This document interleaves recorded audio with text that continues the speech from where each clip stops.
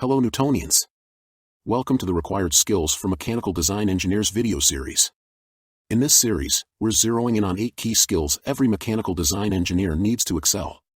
Dive into individual videos for focused insights, or watch our all-in-one video for the full rundown. The skills listed here are based on my opinion and experience. Industry knowledge. When you start working on your new job, you will know little to nothing about the industry that you are working in. However, you will build this knowledge throughout the years you will work in this industry.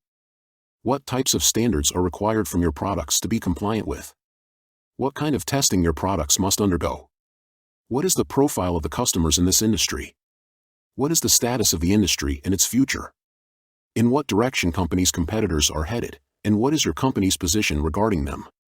What technologies impact the industry, and could they significantly shift your industry trends? How is the geopolitical situation influencing your industry and your suppliers? Some of these questions will be more important than the others, depending on the company you are working in. However, getting a deep understanding of the industry will position you on the path to mastery in your job.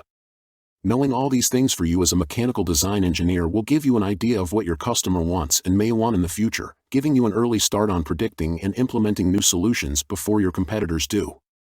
Furthermore, by understanding the challenges in your industry, you will be able to predict the problems that could occur and will give you a head start in addressing them. Tip on how to expand industry knowledge.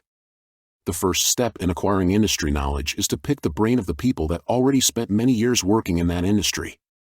Ask them about the industry, trends, and where they get their information. If they have some interesting newsletters, websites, etc., that they follow, you do not have to conduct the interrogation and pour all the questions immediately.